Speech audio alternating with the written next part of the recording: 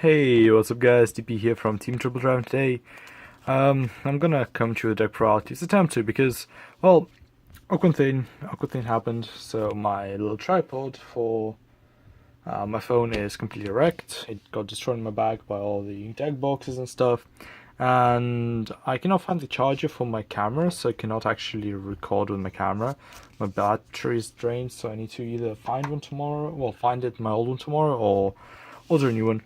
But I still want to come to you with a deck profile of Nightrose. If it goes too badly, I'll re-upload it, delete it, and I'll re-upload it once I actually get the camera. Anyway, so let's get right into it. Starting off, we play 4 Nightrose, for the old Nightrose. It is definitely the preferred ride target, but it's not too bad if we ride the new one either. I do play 3 of it. Reason being, 3 of it in one Nightstorm, why not? Let's show it off all in one go. The reason I play so many of the new Nitros, most meta builds play 1 and then 1 Nightstorm. I'll play 3 because I'm not lucky enough to get a grade 3, so I'm trying to maximize my chances really. She's a decent rear guard. Actually, she's a really good rear guard. She's able to call a column. Well, once she's called, make it into a column. It's pretty good. Extends combos really. So, and Nightstorm is another combo extender. You can get a lot of attacks with these two, and like Necrobone. It's pretty good. Yeah, I like it. So for the twos, we'll play 3 Necrolazies. I play 3 because you need to get it. It's so good. It makes you fill up your field if you're not going first turn gouge. Even if you are going first turn gouge, being able to just have this, and then having a choice between. Sorry, just need to click off before my Facebook starts buzzing off. Being able to just have this at the end of the turn as a defensive card, so you can sack with Negro Lily, and then get something like either a Cannoneer or a what's it called, Mick the Ghosty.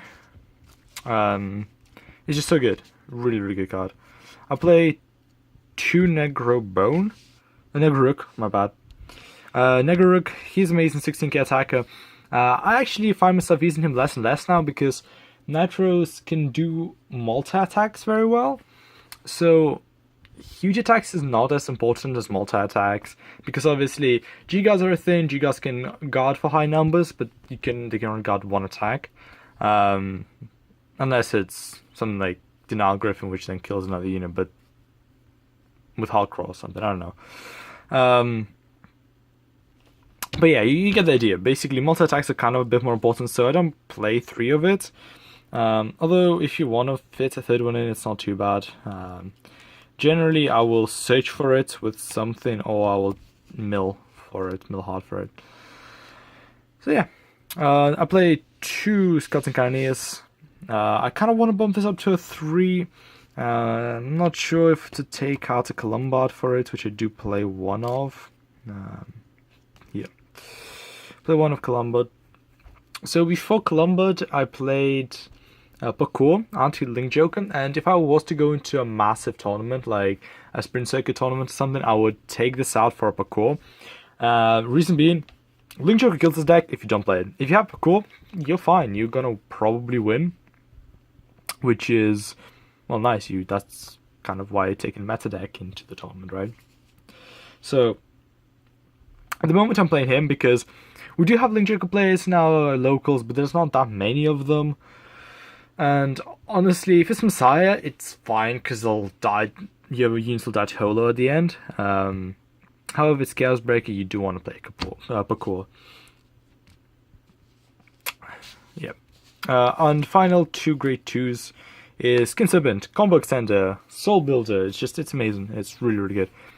You really do need to play him at least at 2. I would even play him at 3 maybe, but I don't know what to take out. Maybe you could take out a Lazy, I suppose, but I think 3 Lazy is more important. You'll get him eventually. You don't need to have him too early, but fairly early would be nice. Another great thing to do with him is if you Soul Blast him with Gouge, not Gouge. Is it Gouge? It is Gouge.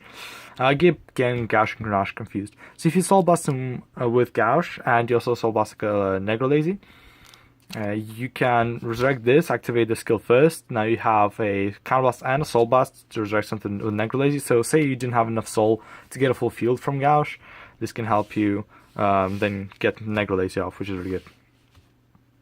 For the ones, I chose to play 4 Seawall Banshee.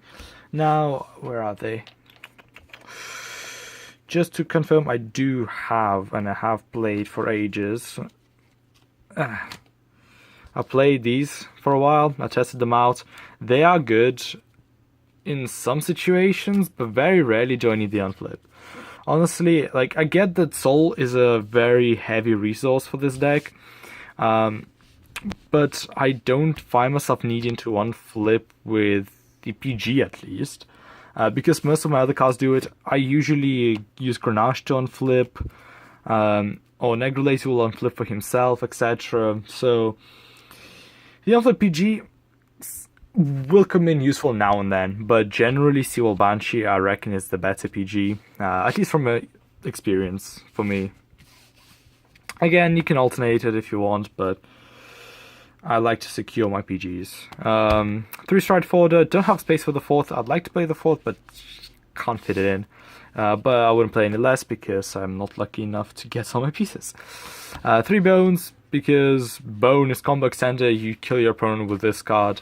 It's one of the things that keeps Nightrose in being tier 1. One of the things, but being able to multi-attack with this is really, really good.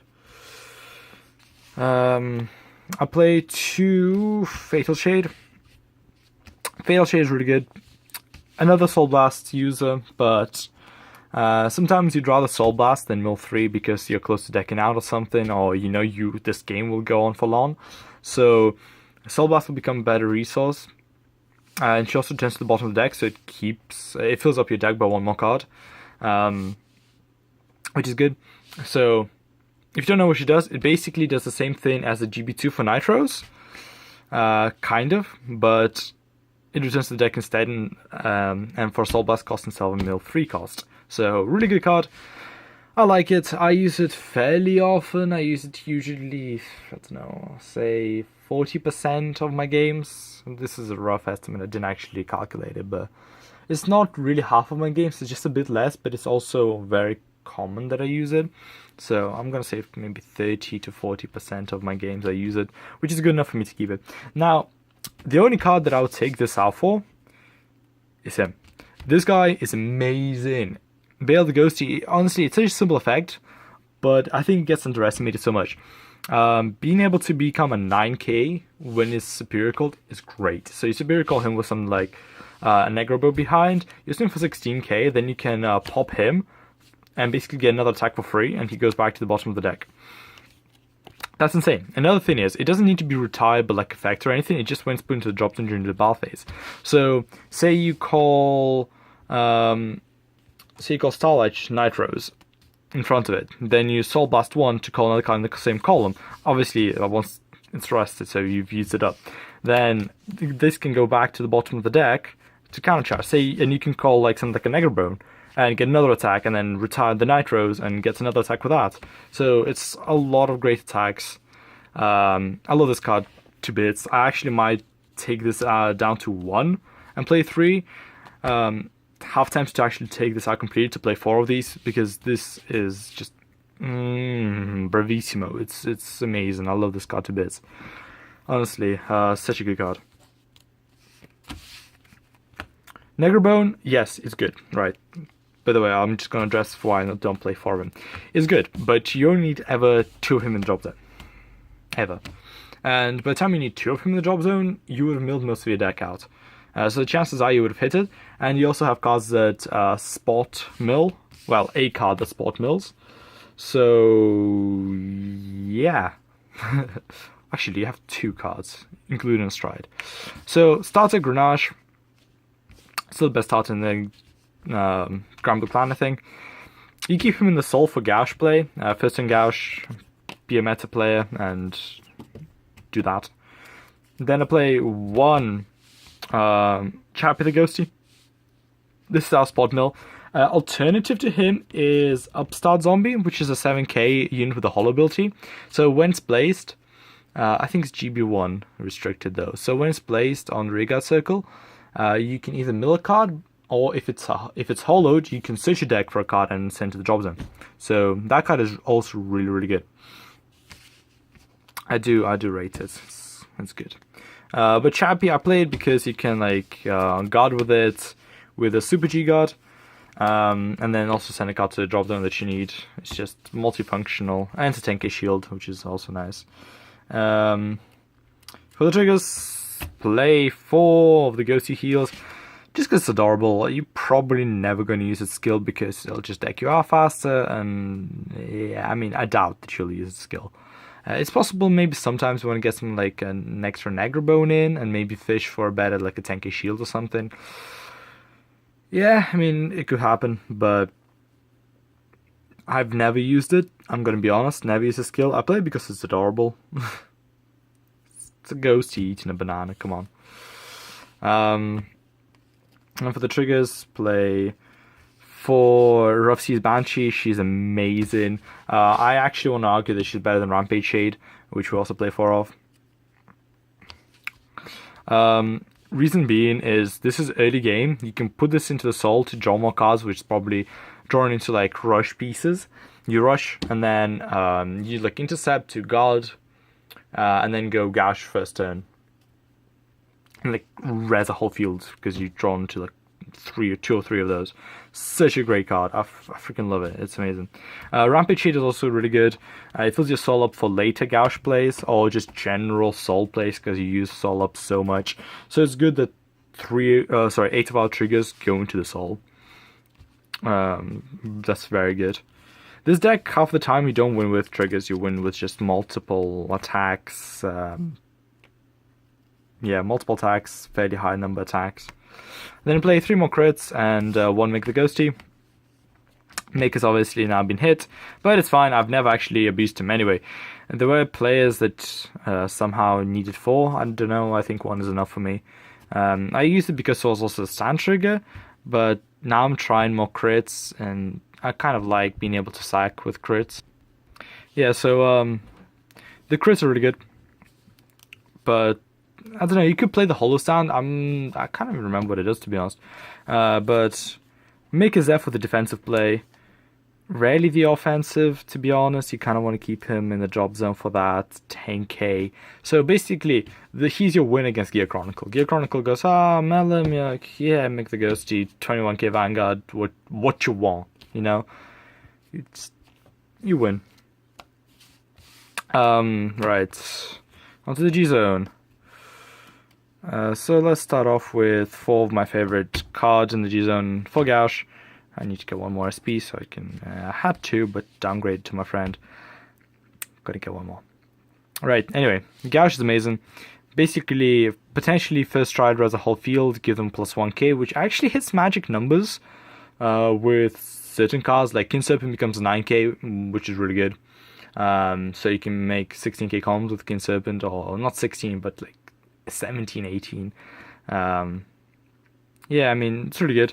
Later game, you can give them bigger numbers, so you swing for even more magic numbers, like 21k, 21 to 26k, something like that. Depending obviously on how many cards you've used. But I don't know. A lot of my friends like don't like him at 4. It's just, yeah, I mean, he's too amazing not to play at 4. Yeah, I mean, there's not that many other great strides in Granblue. He's definitely better than Nightrose stride. You could play the more G-Rare, I suppose, but yeah, nah, I'm not too much of a fan.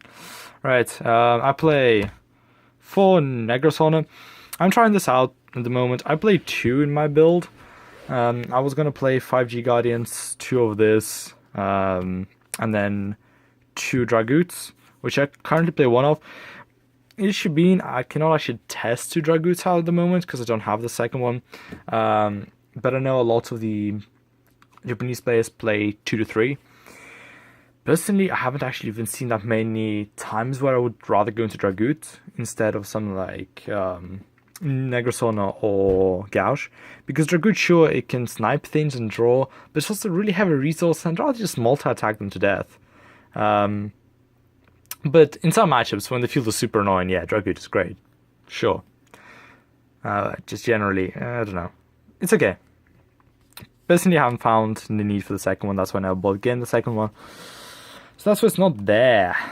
Right, next, play one GB8. GB8 is amazing.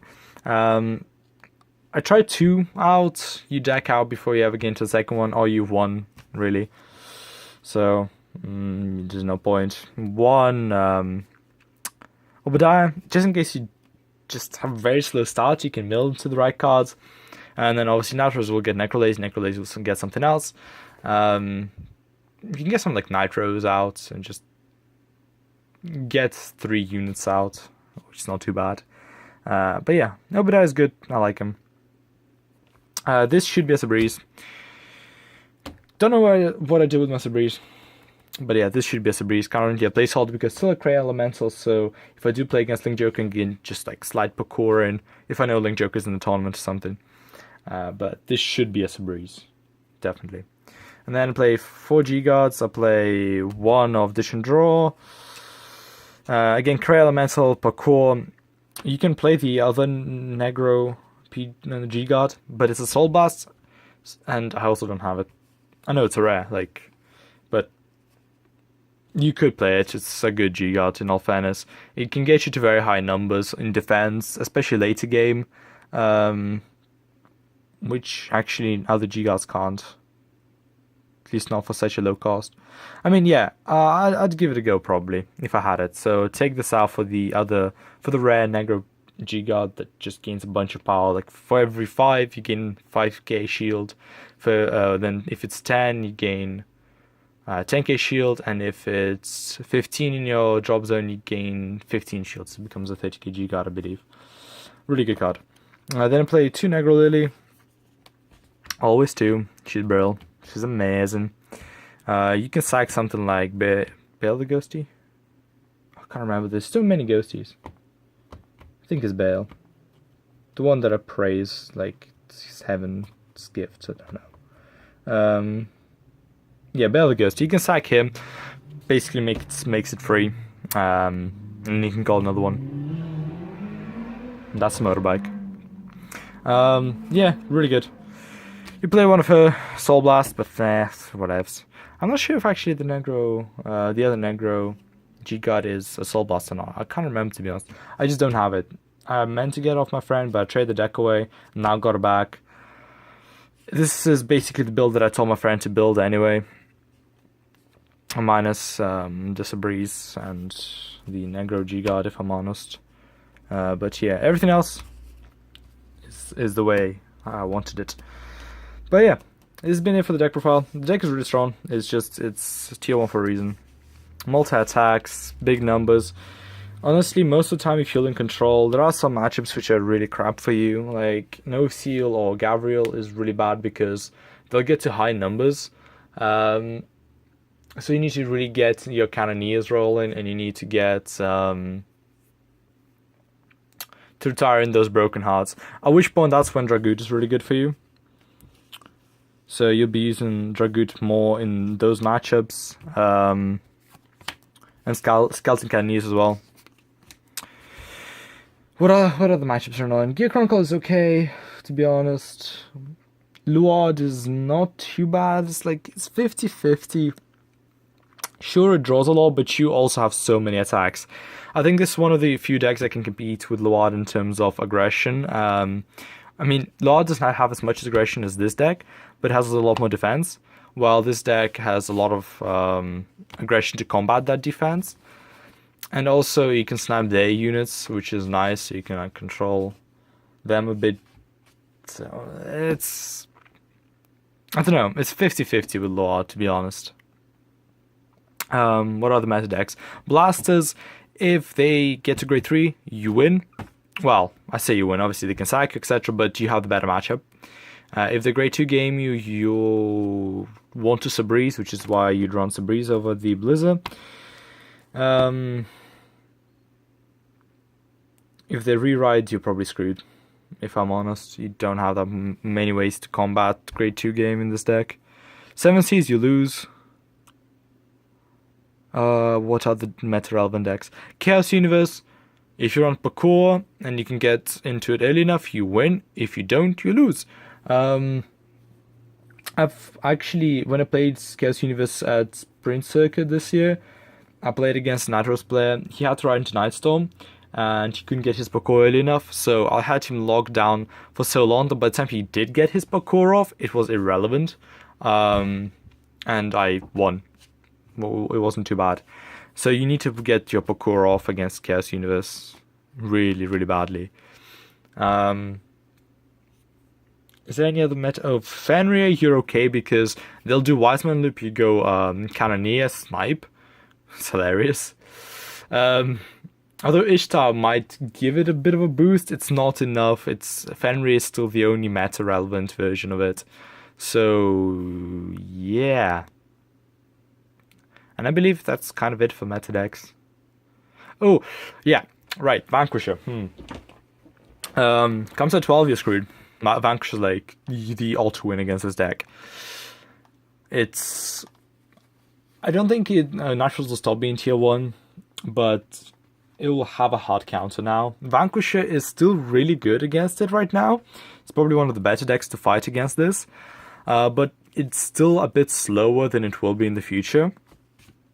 Comes at 12, we are so screwed. We're so royally screwed. They'll just keep making us bind stuff from our drop zone again and again and again until we have no targets left. And Granblue without any drop zone is just shit. So comes at 12, yeah, we lost. It's sad. The rest decks, Calgary is fine. Sure, retire me, I'll resurrect. Whatevs. Can you nuke my whole field during one turn? No, well, I'll just recall my field during my attack phase. It's fine. Yeah, I mean, Dark Regulus, again, the Glass Cannonus makes it a decent somewhat matchup, but generally the deck is too fast. Blade Winds, if they don't OTK you, you have so many attacks that you will Soul Blast the hell out of Sullivan, so their defense means nothing. Again, so you generally have decent matchup against Dark Regulus. What else is sort of relevant? OTT will not become relevant. I'm sorry. It just won't. Your opponent might play the new G-Guard Preventing, comes at 12. Your Granblue, you will outspeed the hell out of them. You just... Yeah, no. OTT will not become meta relevant. I'm sorry. Anybody who wants it to, wait until next wave of sport. It might, but... Battle Scissors has the best shot, and even then, it's not going to compete with tier 1 decks. Not at all. Bermudas, this has a weird matchup against, because if you play against Lords, they can make a 16k Vanguard all the time. And the crappy thing about that is you can't poke anymore, and poking is very nice in this deck. Because you can do multi full column attacks, but you can get even more attacks out if you poke. Yeah, I'm pretty sure that's kind of all that I need to cover. What else? I think I covered all basically meta relevant, and even a couple of not so meta relevant. Yeah, right. Well, on that note, that's it for Deck Pro, guys. I hope you enjoyed it. If a lot of you want me to re-record it with a more stable camera, I will try to find my charger. If not, I'll end up buying one anyway at some point. Just I don't think it'll be soon, because I gotta prepare for uni, and that's a lot of money. Right, so yeah, see you guys in the next deck profile or battle video. It's been DP from Team Triple Drive, signing out.